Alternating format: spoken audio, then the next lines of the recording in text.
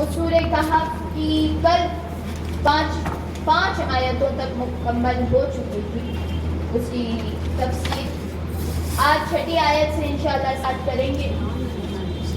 بسم اللہ الرحمن الرحیم۔ فَلَعَلَّكَ بَاخِعٌ نَفْسَكَ عَلَىٰ آثَارِهِمْ إِن لَّمْ يُؤْمِنُوا بِهَٰذَا الْحَدِيثِ أَسَفًا۔ اللہ تعالیٰ ارشاد فرماتا ہے، اے حبیب مکرم، تو کیا آپ ان کے پیچھے شدید غم میں اپنی جان عزیز بھی بھلا دیں گے اگر وہ اس کلام ربانی پر ایمان نہ لائے؟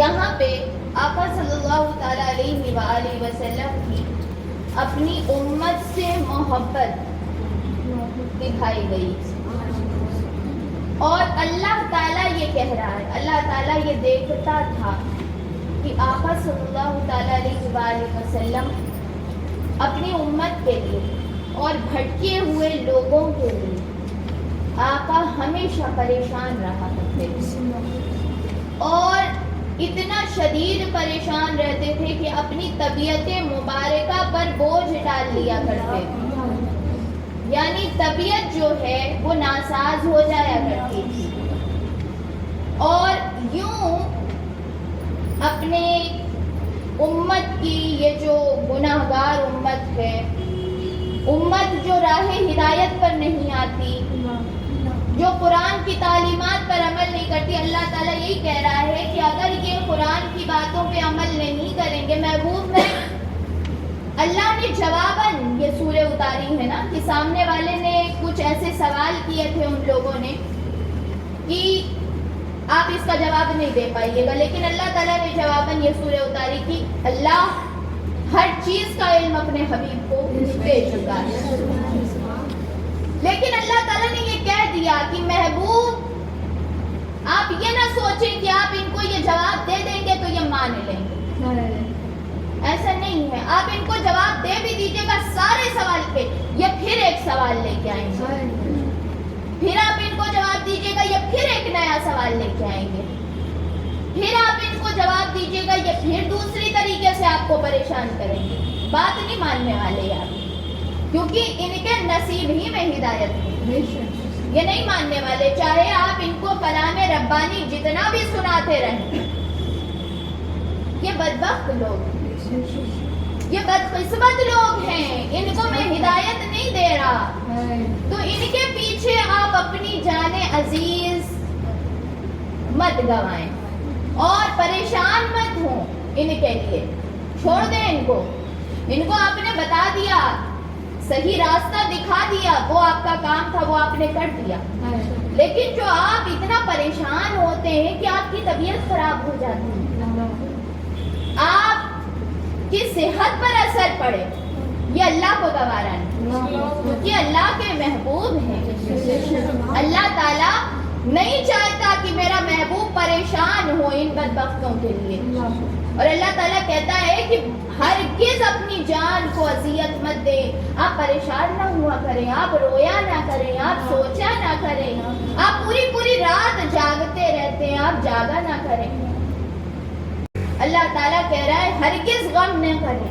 آپ تو ایسا، اللہ تعالیٰ کہتا ہے آثارہم، آپ تو ایسا غم کرتے ہیں جیسے کوئی کسی کا عزیز چلا جائے تو وہ ان کی چیزوں کو دیکھ کے روئے، ان کی چیزوں کو، ان کے آثارہم کا لفظ آیا ہے، آثار کا مطلب ہوتا ہے کہ کوئی انسان چلا جائے تو اس کا اثر باقی رہ جائے، یا کوئی ایسی چیز اس کی نشانی چھوٹ جائے، کوئی مسنگ چیز اس کی جو رہ جائے، جیسے کہ کوئی اس دنیا سے چلا گیا تو اب اس کا کپڑا ہے یا اس کے سامان ہے یا اس کی چیزیں، تو دیکھ کے اس کو چاہنے والے روتے ہیں، غم ہوتا ہے، تو اللہ یہی کہہ رہا ہے کہ محبوب آپ اسی طریقے سے پریشان ہوتے ہیں، آپ اس طریقے سے روتے ہیں جیسے کوئی آپ کا محبوب، آپ کا قریبی دور چلا جائے اور اس کے سامان کو دیکھ کے روئے، آپ اس طریقے سے پریشان ہوتے ہیں ان لوگوں کے لیے جو ہر لمحے آپ کو تکلیف دینا چاہتے ہیں، جو ہر لمحے آپ کو پریشان کرنا چاہتے ہیں،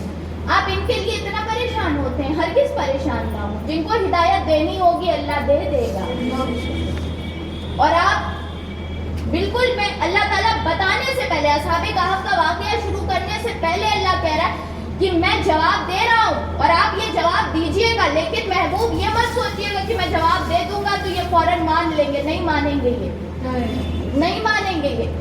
یہ جواب سننے کے بعد بھی کچھ نہ کچھ کجی نکالیں گے، کچھ نہ کچھ کمی نکالیں گے، کچھ نہ کچھ اس میں الٹی سیدھی باتیں ڈالیں گے اور کہیں گے کہ ہم نہیں مانتے. تو آپ کو پھر پریشان ہونے کی ضرورت نہیں، پھر آپ غمزدہ ہو جائیے گا، پھر آپ کو غم ہو جائے گا، تو غم نہ کریے گا. آپ جواب دے دیجئے، لیکن یہ مت سوچئے گا کہ یہ لوگ ایمان لے آئیں گے. تو کوئی بھی یہاں سے اللہ تعالیٰ ہر دین کی خدمت کرنے والوں کو اور دین کی دعوت دینے والوں اور ہر مسلمان کو جو اچھی بات کی ترغیب دیتا ہے، کیونکہ مسلمان پہ یہ فرض ہے کہ وہ امر بالمعروف نہی عن المنکر کرے، کہ نیکی کی دعوت دے، برائی سے روکے. ہر مسلمان کے اوپر ضروری ہے. لیکن یہ نہیں ہے ضروری کہ آپ زبردستی کسی کو لے ہی آئیں اور آپ کسی کے پیچھے اپنی جان گنوا دیں، یا آپ کسی کے لیے اتنا پریشان ہو جائیں، یا آپ یہ سوچیں کہ نہیں آپ کو جس کو ہم بتا رہے ہیں وہ مان ہی لے گا. نہیں، آپ اس چیز کو یاد رکھیں کہ ہم جتنا بھی اچھا کہتے ہیں، ہم آقا سے تو اچھا نہیں بول سکتے نا، ہم کلام الہی سے تو بہتر نہیں بول سکتے نا. جب لوگوں نے قرآن کا انکار کر دیا، جب لوگوں نے زبان مصطفیٰ سے نکلے ہوئے الفاظ کا انکار کر دیا، تو ہم کیا حیثیت رکھیں؟ جو بدبخت ہے وہ بدبخت ہی رہے گا. جس کو اللہ تعالیٰ نے جس کی قسمت میں جہنم لکھی ہے وہ جہنم ہی میں جائے گا. اب آپ اس کو جنتی نہیں بنا سکتے. ٹھیک ہے، تو ہمارا کام پہنچا دینا، ہدایت دینا اللہ کا بس. تو اس پہ غمزدہ نہ ہوں کہ کسی کو ہم بار بار کوئی چیز بول رہے ہیں، وہ الٹا ہم کو جواب دے رہا ہے، وہ ہم کو برا بلا کہہ رہا ہے، وہ ہم کو خراب کہہ رہا ہے، وہ ہم سے دشمنی کر رہا ہے، وہ ہمارے لیے الٹی سیدھی باتیں کر رہا ہے، ہمارا مذاق اڑا رہا ہے. غمزدہ نہ ہو، یہ سوچیں کہ ایسا تو ہمارے آقا کے ساتھ ہے. یہ سوچیں. پھر اس کے بعد اللہ تعالیٰ 7ویں آیت میں ارشاد فرماتا ہے اِنَّا جَعَلْنَا مَا عَلَى الْأَرْضِ زِینَةً لَهَا لِنَبْلُوَهُمْ أَيُّهُمْ أَحْسَنُ عَمَلًا. جو چیزیں زمین میں ہیں ان کو ہم نے زمین کو سجایا ہے. اللہ تعالیٰ کہہ رہا ہے ہم نے زمین کو زینت بخشی، اور زینت اس لیے بخشی، اللہ تعالیٰ زمین کو، یہاں پہ زمین سے مراد دنیا ہے. اللہ تعالیٰ نے کہا کہ ہم نے دنیا کو سجایا ہے، ہر طریقے سے سجایا، اور اچھی چیزوں سے بھی سجائی ہے دنیا. کئی بری چیزیں بھی ہیں جو بڑی اچھی لگتی ہیں، جو انسان کو لگتا ہے کہ یہ بڑی خوبصورت ہیں، یہ بڑی اچھی ہیں، یہ دل کو اٹریکٹ کرنے والی، کھینچنے والی ہیں. زینت ہے، بہت ساری زینتیں ہیں، جیسے جسم کی ہوئی. بھائی زینت اور بھی ہوتی ہے، جیسے آپ ناچ گانے کو لے لیں، بے حیائی کو لے لیں، آپ بے پردگی کو لے لیں. اب بہت ساری لڑکیاں ہیں جو بہت کم کپڑے پہنتی ہیں، نہ کے برابر ڈریس پہنتی ہیں، اپنے بال وغیرہ خوبصورت طریقے سے رکھتی ہیں. اچھا لگتا ہے لوگوں کو دیکھنے، اچھا لگتا ہے، لوگ پسند بھی کرتے ہیں، لوگ لائک بھی کرتے ہیں، لوگ کمنٹ بھی کرتے ہیں، لوگ فالو بھی کرتے ہیں، ہے نا، لوگ بڑھاوا بھی دیتے ہیں، لوگ یہ بھی کہتے ہیں کہ بھائی زبردست، بہت اچھا، لوگ تعریفیں بھی کرتے ہیں. تو وہ دیکھنے میں چند لمحے کے لیے زینت لگ رہی ہے نا، چند لمحے کے لیے وہ تو لگ رہا ہے کتنی خوبصورت، کتنی اچھی ہے نا وہ زینت. اللہ تعالیٰ کہہ رہا ہے میں نے کہا، میں نے یہ کیا ہے دنیا میں، میں نے یہ بنایا ہے. اللہ خود کہہ رہا ہے میں نے زینت کی چیزیں بنائی ہیں تاکہ تمہیں آزمایا جائے، تاکہ تمہارا امتحان لیا جائے، تمہیں پتا چلے کہ کون چیز سچ میں خوبصورتی ہے اور کس خوبصورتی کے پیچھے وہ خوبصورتی نہیں ہے، بلکہ وہ اسی کے پیچھے تمہارے لیے اللہ کا بہت بڑا عذاب ہے. وہ ہے تو دیکھنے میں اٹریکٹ کرنے والی چیز، لیکن وہ تمہارے لیے ہلاکت بن سکتی ہے. تو اللہ تعالیٰ یہی کہتا ہے میں نے بہت ساری زینتوں سے، بہت ساری اٹریکٹ کرنے والی چیزوں سے دنیا کو بھر کے رکھا ہوں، اور اسی میں بندوں تمہارے لیے آزمائش ہے. جیسے سونا چاندی بڑا اچھا لگتا ہے، بڑا اچھا لگتا ہے، کیش ہو، پیسہ ہو، بہت بھائی لگژری کار ہو، آپ کا لگژری بنگلہ ہو، بہت اچھا لگتا ہے. لیکن اللہ تعالیٰ کہتا ہے بہت اچھا لگ رہا ہے، لیکن اگر تم اس کو حرام طریقے سے لے لو تو یہ بہت اچھی چیز جو دیکھنے میں لوگوں کو بھی شاید اچھی لگ رہی ہو، جو بیچارے غریب ہوں وہ بھی دیکھ کے حسرت کرتے ہوں میرے پاس بھی ایسا ہوتا، میرے پاس بھی ایسا ہوتا. لیکن اللہ تعالیٰ یہی کہتا ہے بندوں عقل دی ہے، ظاہری چیز سے فریب مت کھا جاؤ، دھوکہ مت کھا جاؤ، ظاہری زینت سے، ظاہری چکا چوند سے دھوکہ مت کھاؤ، بلکہ روحانی طریقے سے اندرونی نور کو دیکھو. اور وہ نور کب تمہیں ملے گا؟ جب تم قرآن کے نور کے ساتھ دنیا کو دیکھو گے. جب تمہارے ہاتھ میں قرآن والا ٹارچ رہے گا نا تو تمہیں ہر چیز صاف نظر آئے گی، کیا چیز صحیح میں خوبصورت ہے اور کیا چیز صرف دکھلاوے میں خوبصورت لگ رہی ہے. تب تمہیں سمجھ میں آئے گا، ورنہ تم بھٹک جاؤ گے. زینتیں بہت ہیں، اللہ خود کہہ رہا ہے بہت زینتیں ہیں، بہت زینتیں ہیں، میں نے خود کیا ہے، دنیا کو سجا کے رکھا ہوا ہے خود، تاکہ تمہارا امتحان لیا جائے. تو اگر کوئی کہے کہ بھائی یہ بہت اچھی چیز ہے، تم کو کیسے نہیں اچھا لگتا؟ یار بال کھول کے رہو، اچھی لگو گی، خوبصورت. تو اس بات پہ یہ نہیں کہ سوچنا چاہیے کہ بھائی نہیں اچھا لگے گا. ہاں یہ ظاہری خوبصورتی اللہ نے بنائی ہے، لگ رہی ہے یہ خوبصورت، اور جس کے پاس ہدایت نہیں ہوگی اس کو بس خوبصورتی لگے گی ہی اس کو. تو یہ چیز جو ہے یہ اللہ بتا چکا ہے کہ زینتیں ہیں. کسی کو کوئی چیز خوبصورت لگتی ہے، کسی کو کوئی چیز خوبصورت لگتی ہے نا، یہ اپنے نصیب کی بات ہے. پھر اللہ تعالیٰ آگے بتاتا ہے وَإِنَّا لَجَائِلُونَ مَا عَلَيْهَا سَعِيدًا جُرُوزًا، اور جو چیز زمین پر ہے ہم اس کو نابود کر کے بنجر میدان کر دیں گے. اب اللہ تعالیٰ کہہ رہا ہے کہ جو یہ ظاہری چیزیں ہیں نا جو نظر آتی ہیں یہ بہت جلدی ختم ہو جائیں گی، ایسے دھول کی طرح ختم ہوں گی. یہ جو ظاہری چکا چوند ہے اللہ تعالیٰ کہہ رہا ہے نا اس کو بہت جلدی ہم ختم کرتے ہیں.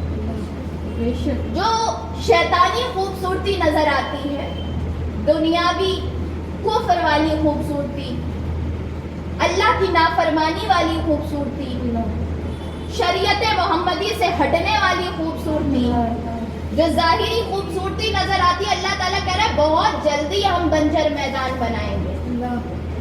اور اللہ تعالیٰ کو بنجر میدان بنانے میں 40 سیکنڈ سے زیادہ تو نہیں لگتا. دنیا نے نظارہ دیکھا ہے، ابھی زیادہ دن نہیں، زیادہ وقت بھی نہیں لگتا اللہ تعالیٰ کو. اللہ تعالیٰ ایسے ہی ختم کر دیتا ہے سب خوبصورتی کو بدصورتی بنا دیتا ہے. بہت خوبصورت چیزوں کو، بڑے دل سے لگانے والی چیزوں کو اللہ تعالیٰ ختم کر کے رکھ دیتا ہے. اللہ تعالیٰ ایک لمحے میں ساری کائنات کو، آپ کی ساری دنیا پلٹ کے رکھ دیتا ہے. اللہ کو نظریہ بدلنا ہونا تو اللہ لمحے میں نظریہ بدل دے. لیکن اللہ تعالیٰ آپ یہ سوچ رہے ہیں ہدایت نہیں مل رہی، فلاں کو یہ نہیں ہو رہا اور ہم اللہ کی طرف نہیں جا رہے. نہیں، ابھی اس نے نظریہ آپ کا بدلنا ہے. جب بدلنا ہوگا، اگر اس کو ہدایت دینی ہوگی وہ کسی لمحے بھی دے سکتا ہے اور کسی ذریعے سے بھی دے سکتا ہے. کیسے بھی ایک لمحے اللہ کہتا ہے نا میرا بندوں کا دل جو ہے میری 2 انگلیوں کے بیچ میں ہوتا ہے، میں جب چاہوں بدل سکتا. تو ابھی اگر وہ دنیا کی طرف ہے تو اللہ خود اس کی طرف نظر اس نے نہیں کی ہوئی ہے. جب وہ ہدایت دینا چاہتا ہے تو ہدایت دیتا ہے. تو ہمیں اللہ سے جو لوگ ہدایت پر ہیں، جو لوگ اللہ کے لیے اللہ کا دین سیکھ رہے ہیں، انہیں اللہ کا شکر ادا کریں کہ اللہ نے ہماری طرف نظر کی۔ اور جو نہیں ہیں ان کو اللہ سے ڈرنا چاہیے کہ میرے اندر کیا کمی ہے، کیا چیز کمی ہے کہ اللہ تعالیٰ ہمیں ہدایت نہیں دینا چاہتا۔ اللہ تعالیٰ ہمیں اسی دین کی طرف ہمیشہ رکھے۔ اللہ تعالیٰ بہت سارے لوگ ایسے بھی ہوتے ہیں جو دین کی طرف ہوتے ہیں، اللہ ان کو دین سے دور کر دیتا ہے۔ ادھر بھی ایسے بھی پھیرتا ہے، یہ نہیں ہے کہ صرف ایک طرف پھیرتا ہے کہ گمراہوں کو ہدایت دیتا ہے۔ بہت سارے ہدایت والے جو ظاہری ہدایت پہ چل رہے ہوتے ہیں وہ بھی گمراہ ہو جاتے ہیں۔ تو ہر وقت ڈرتے رہنا چاہیے۔ یہ نہیں ہے کہ آج ہم قرآن سیکھ رہے ہیں، آج ہم نماز پڑھ رہے ہیں تو یہ کوئی ہماری بہت اسپیشلٹی ہے، کوئی ہماری بہت نیکی ہے، کچھ ہم بہت نیک ہیں، نہیں، بس اس کا کرم ہے۔ بس ہر کسی کو اللہ سے ڈرتے رہنا چاہیے کہ اللہ ہمیشہ ہمارے اوپر کرم کی نظر بنا کے رکھے۔ اب اللہ تعالیٰ ارشاد فرماتا ہے یہاں سے، اب نبی آیت سے اللہ تعالیٰ اصحاب کہف کا ذکر کرتا ہے اور اللہ تعالیٰ کہہ رہا ہے ام حسبت ان اصحاب الکہف والرقیم کانوا من آیاتنا عجبا۔ اللہ تعالیٰ کہتا ہے کیا آپ نے یہ خیال کیا کہ کہف اور رقیم یعنی غار، لوح غار یا وادی رقیم والے ہماری قدرت کی نشانیوں میں سے کتنی عجیب نشانی ہے۔ اصحاب کہف کے بارے میں اللہ تعالیٰ ذکر کر رہا۔ اصحاب کہف کون تھے؟ اصحاب کہف کہاں سے آئے تھے؟ کہاں سے تعلق رکھتے تھے؟ کیا خاندان تھا ان کا؟ کتنے تھے؟ اور کیا وجہ تھی؟ ریزن کیا تھا کہ جو اللہ تعالیٰ ان کا ذکر کر رہا ہے؟ اللہ تعالیٰ کہہ رہا ہے یہ آیت اصحاب کہف کے واقعے اور مدت کے بارے میں ہے کہ وہ کتنے دن تک سوئے رہے۔ اب اصحاب کہف کا مطلب ہوتا ہے غار والے جو غار میں تھے۔ غار پہاڑ میں چھوٹی سی جگہ جس میں انسان لوگ رہ سکتے ہوں یا جانور رہ سکتے ہو، کوئی بھی تھوڑی سی جگہ ہو، ایسا تھوڑی سی اس طریقے سے کہ انسان اس کے اندر جا سکتا ہے تو اس کو غار کہا جاتا ہے، اور بڑی سی جگہ ہو تو اس کو کہف کہا جاتا ہے۔ غار کہتے ہیں کہ جس میں صرف ایک یا دو آدمی جا سکتے، اور کہف کہتے ہیں کہ جس میں زیادہ لوگ اندر جا سکیں، یعنی زیادہ اسپیس ہو اس کے اندر۔ پھر اس کے بعد یہاں آیا اصحاب کہف والرقیم، رقیم کا لفظ آیا، تو اس کے بارے میں تفاسیر میں چند معلومات آئی کہ رقیم کسے کہا گیا۔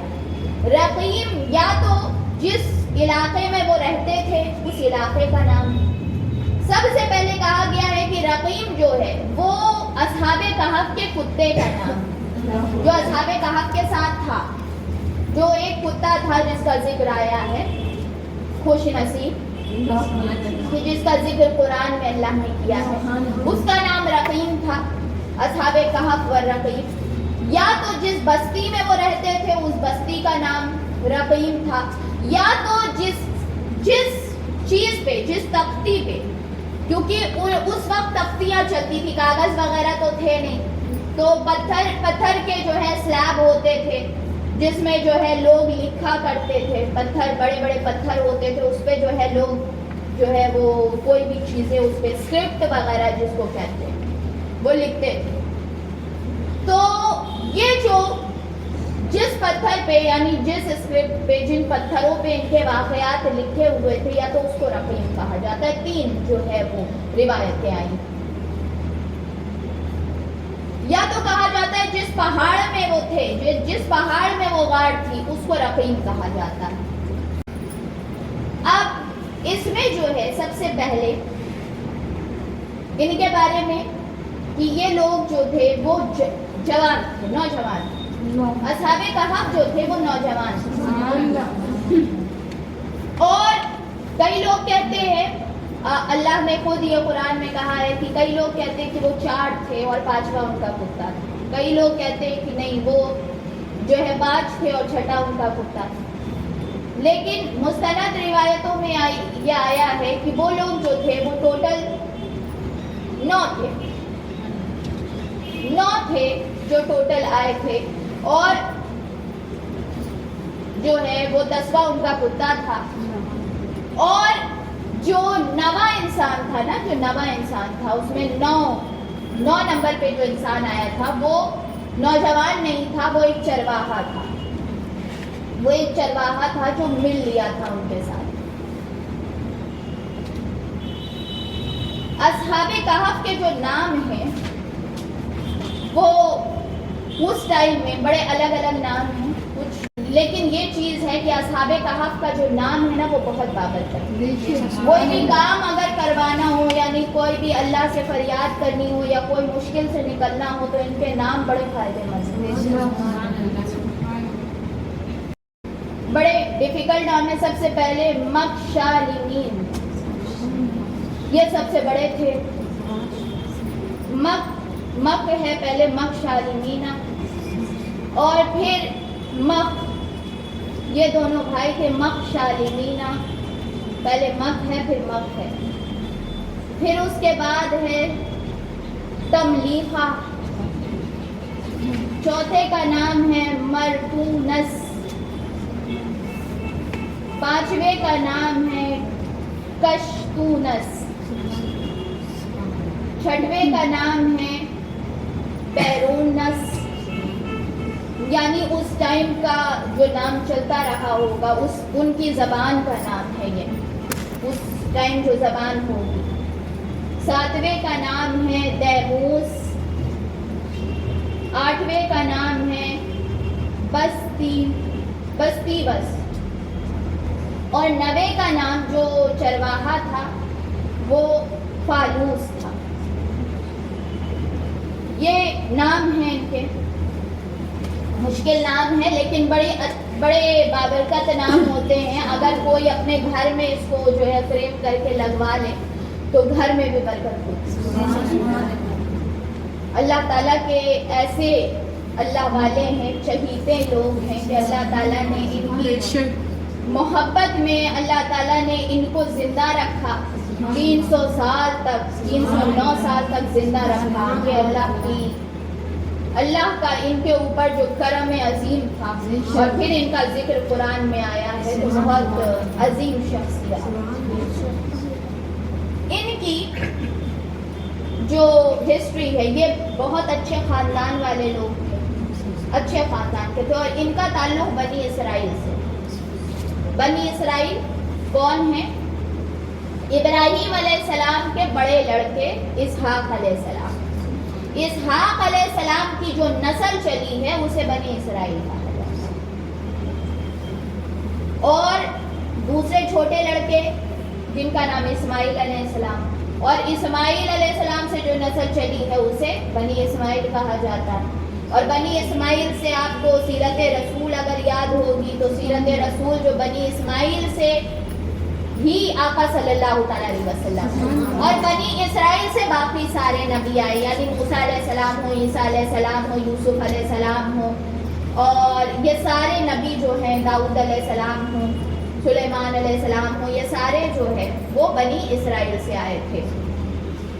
تو یہ بنی اسرائیل میں کے خاندان سے یہ لوگ تھے، اور اونچے خاندان کے لوگ. خاندان اچھا تھا، لیکن یہ تھے بہت کم عمر تھے. اتنے کم عمر تھے یہ اصحاب کہف، ان کی شادیاں نہیں ہوئی.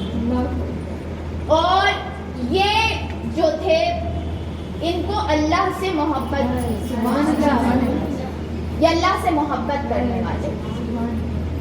اب ایک انٹرسٹنگ چیز آپ کو یہ بتائیں کہ آپ نے سنا ہوگا لوگوں کو کہا جاتا ہے دقیانوس. دقیانوس کس کو کہا جاتا ہے پتہ ہے آپ کو؟ کس کو کہا جاتا ہے دقیانوس؟ تو دقیانوس ہی اس بادشاہ کا نام تھا جو اس وقت تھا، اور اسی کی وجہ سے اس نام کو بدنامی مل گئی۔ تو یہ اسی بادشاہ کا نام تھا جو اس وقت تھا، دقیانوس، اور یہ بڑا ظالم تھا، اور اس کو جلن تھی ایمان والوں سے۔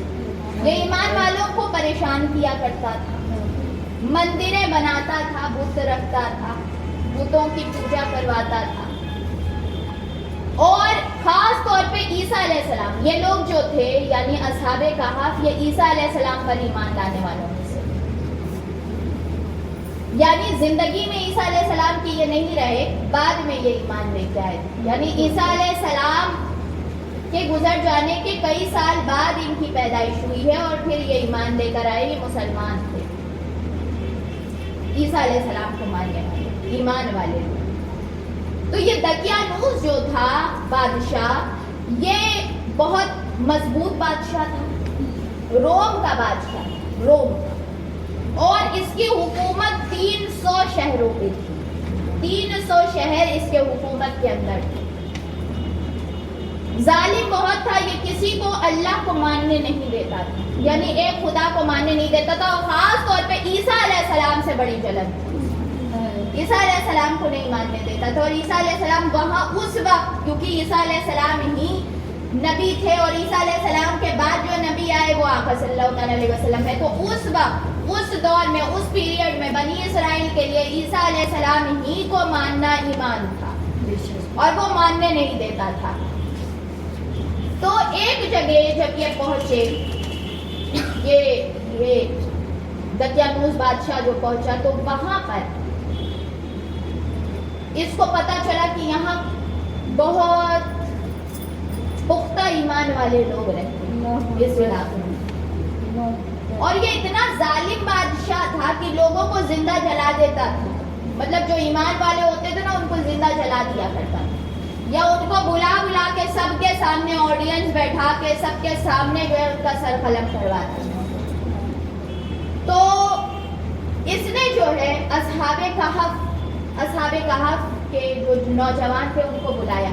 اب یہ جو اصحاب کہف تھے نا، یہ دوست نہیں تھے ایک دوسرے کے، یہ ایک دوسرے کو جاننے والے، یہ الگ الگ تھے، یہ الگ الگ تھے۔ ان کو پتا کیا اس نے کہ کون ایمان والا گھر ہے، ان میں سے سارے گھر والوں کو بلایا، ان کے گھر والوں کو۔ اب یہ آئے دربار میں کئی لوگ جو ایمان کے اوپر پختہ تھے، ان کے سر کو کاٹ کے رکھا ہوا تھا، اس نے جلاد تلوار لے کے کھڑے تھے۔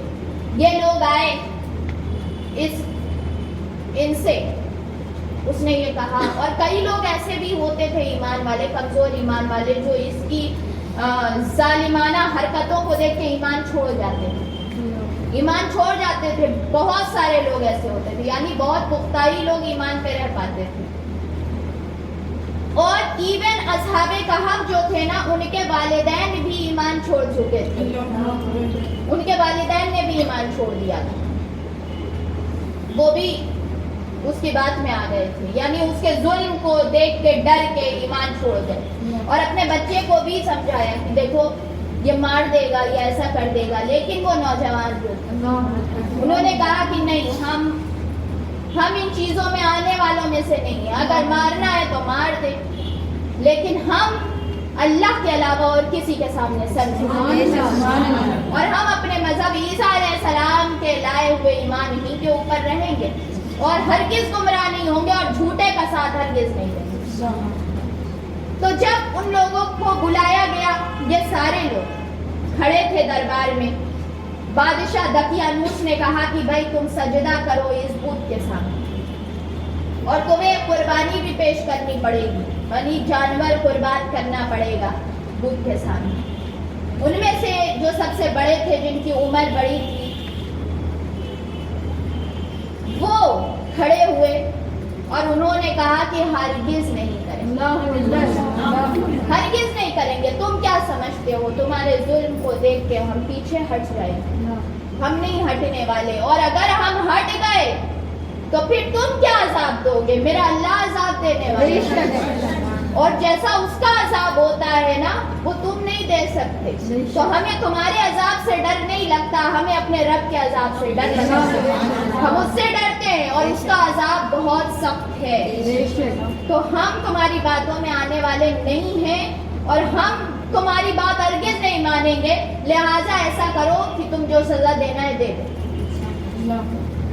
تو اس نے دیکھا اب جو بڑے تھے جب وہ کھڑے ہوئے ان کی عمر تھوڑی عمر زیادہ, تو جو اور جوان تھے جو ساتھ میں تھے انہوں نے دیکھا کہ یہ آگے کھڑے ہو کے بول رہے ہیں, وہ بھی کھڑے ہو گئے, وہ سارے کھڑے ہو گئے, اور وہ ٹوٹل 8 تھے, کھڑے ہو گئے وہ لوگ بھی کہ ہم بھی نہیں مانیں گے. اب پہلی بار ان لوگوں نے ایک دوسرے کو اس وقت دیکھا, پہلی بار دیکھا کہ یہ ہمارے ساتھ والے لوگ, یہ ہمارے جیسے ایمان رکھنے والے لوگ, پہلی بار وہاں دیکھا تھا.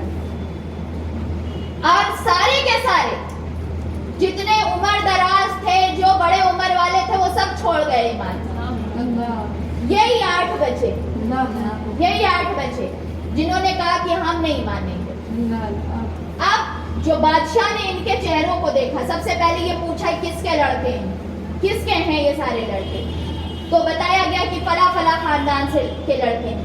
تو یہ تھا کہ بھائی اس قوم میں عزت دار خاندان ہیں, یہ لوگ عزت دار خاندان کے لڑکے ہیں اور شریف گھر کے ہیں اور باکردار ہیں, غریب ہیں یہ لوگ لیکن شریف ہیں, اور ان کے اخلاق کو, ان کے کردار کو یہ قوم بڑا مانتی ہے.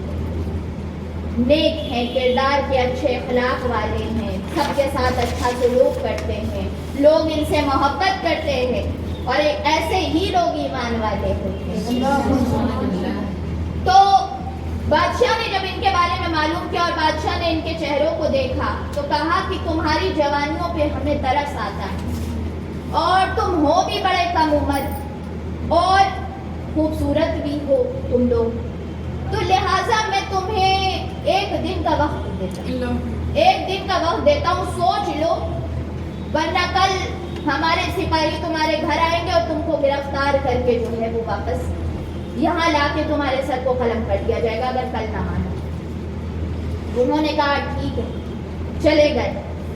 اب جو چلے گئے وہ لوگ, دوسرے دن ان میں کا ایک باہر آیا پریشان. ایک جگہ, ایک ویرانی جگہ تھی, جو علاقے میں ویران جگہ تھی. جب تکلیف ہوتی ہے تو انسان اللہ کو اکیلے میں یاد کرنا چاہتا ہے. آیا, اکیلے بیٹھا ہوا تھا, اس نے دیکھا دوسرا بھی آ رہا ہے. اس طریقے سے 8 وہاں جمع ہو گئے, اور ان لوگوں کی سب سے پہلی میٹنگ ہوئی اس وقت ایک ساتھ پیڑ کے نیچے, اور پھر اللہ کے لیے ایک دوسرے سے تعلق پیدا ہوا, ایک دوسرے سے محبت ہوئی. اور یہ سب جو تھے ان کے بارے میں ہے کہ یہ ایک دوسرے سے ایک کر کے ہر کوئی ایک سے بات کرتا اور اس کے ایمان کی کیفیت جانتا اور یہ جانچتا کہ سچ میں یہ دل سے ایمان والا ہے کہ یہ ہمارے ساتھ رہے اور ہم اس کے ساتھ رہیں. ایسا نہ ہو کہ کہیں اس کے ساتھ رہنے سے میرا ایمان خراب ہو جائے. تو صحبت میں ہم اس کے رہنے والے ہیں کہ نہیں, اور یہ اس لائق ہے کہ نہیں کہ ہم اس کی صحبت میں جائیں. تو ایک سے ان لوگوں نے جتنے تھے وہ سب نے منفرد ہر سے ملاقات کی اور ان کے ایمان کو جانچا, اور جب دیکھا کہ نہیں سب پختہ ہے تب ایک دوسرے کے ساتھ رہنے کے لیے تیار. یہ تھے نوجوان. تو ایسے بھی کچھ نوجوان ہوتے ہیں کچھ ایسے بھی ہوتے ہیں جن کو اللہ تعالیٰ اتنی محبت کرتا ہے، جن کو اللہ اتنا شعور دیتا ہے۔ اب یہ چلنے لگے، انہوں نے کہا کہاں جائیں، انہوں نے یہ سوچا کہ چلو کچھ دیر کے لیے ایسی جگہ چھپ جاتے ہیں کہ جہاں اس کی پہنچ نہ ہو، اس بادشاہ کو چلے جاتے ہیں ایسے۔ یہ جانے لگے، راستے میں ایک چرواہا ملا، بکری چرا رہا تھا، اس نے دیکھا جوان جا رہے ہیں، نے کہا آپ کہاں جا رہے ہیں؟ ان لوگوں نے کہا کہ بھئی ایسی بات ہے اور ہم تم سے بتا رہے ہیں، تم کسی کو مت بتانا، اس لیے کیونکہ ہم اپنے ایمان کو بچانے کے لیے جا رہے ہیں۔ اب آگے اللہ ہمارے لیے کوئی راستہ ہے۔ تو وہ جو چرواہا تھا اس نے کہا بات تو یہ ہے کہ میں بھی اللہ سے بڑی محبت اور اگر آپ اجازت دیں تو میں بھی آپ کے ساتھ چلوں گا۔ تو انہوں نے کہا ٹھیک ہے چلو۔ اب جو یہ چلنے لگا، اس چرواہے کا ایک کتا تھا، اس چرواہے کا کتا تھا جو اس سے محبت کرتا تھا، اور یہ چرواہا بھی اللہ والا تھا، یعنی یہ سارے ہی ولی اللہ تھے، تمام ہی ولی اللہ تھے، محبت کرتا تھا۔ یہ پیچھے پیچھے چلنے لگا۔ اب اصحاب کہف جو تھے انہوں نے کہا اس کتے کو ہٹا دو، اس لیے کیونکہ یہ کتا جو ہے یہ آواز کرے گا، اور جب یہ آواز کرے گا تو ہمارا پتہ چل جائے گا، تو اب ہٹانے کی کوشش کی۔ یہ چرواہا بھی جو تھا اس نے بھی یہ کوشش کی کہ چلو اس کو ہٹا دیا جائے، یہ اپنا جائے کہیں پر بھی رہے، ہم اسے لے کے کہاں پرانے میں چلے جائیں گے، اس کو بھی دیکھنا پڑے گا۔ اس کو ہٹانے کی کوشش کی، پتھر مارنے کی کوشش کی، لیکن وہ نہیں ہٹا، اور وہ اللہ کے سامنے فریاد اس نے اس کتے نے کی کہ اللہ مجھے زبان دے، اور اللہ نے، یہ قرآن ہے، اللہ نے اس کی محبت کی لاج رکھی، اور اللہ نے اس کتے کی محبت کو بھی ضائع نہیں ہونے دیا، اس کو اپنی محبت کے اظہار کرنے کا موقع دیا کہ تجھے بھی میں زبان دیتا ہوں، تو بتا دے کہ مجھے اللہ والوں سے محبت ہے۔ تو وہ کتا جو ہے اس نے اظہار کیا کہ ہمیں آپ سے محبت ہے، اور ہم بھونکیں گے نہیں، آپ کے لیے ہم اپنی صفت چھوڑ دیں گے۔ کتے بغیر بھونکے نہیں رہ سکتے، لیکن ہم اپنی پہچان چھوڑ دیں گے۔ آپ کی محبت اتنی زیادہ ہے کہ ہم اپنے آپ کو گم کر دیں گے۔ تو یہ ساتھ میں تو ان کا یہ کتا ہو گیا، جو اللہ والوں سے محبت کرنے والا، جس کا ذکر اللہ نے قرآن میں ان کے ساتھ کیا، جس کے بیٹھنے کا ذکر اللہ نے کیا، جس کی محبت کا ذکر اللہ نے کیا، جس کتے کی استقامت کا ذکر اللہ نے کیا، جس کتے کی وفاداری کا ذکر اللہ نے کیا، اور جس کے بارے میں اللہ نے کہا کہ یہ جنت میں جائے گا، انہیں کے ساتھ جائے گا، ہم اس کو کبھی بھی ان سے جدا نہیں کریں گے، کیونکہ اس نے صحبت کا حق ادا کیا، ادب کیا ہے، اپنے آپ کو گم کر دیا، اور 300 سال تک بیٹھا رہا، بغیر کھائے پیے بیٹھا رہا وہاں پہ، اور ہم نے جس طریقے سے ان کو زندہ رکھا، اصحاب کہف، ویسے اس کتے کو بھی 300 سال زندہ رکھا۔ اللہ تعالیٰ جو ہے وہ کسی کی محبت کو ضائع نہیں، اللہ یہ بھی نہیں دیکھتا کہ یہ انسان ہے کہ جانور ہے۔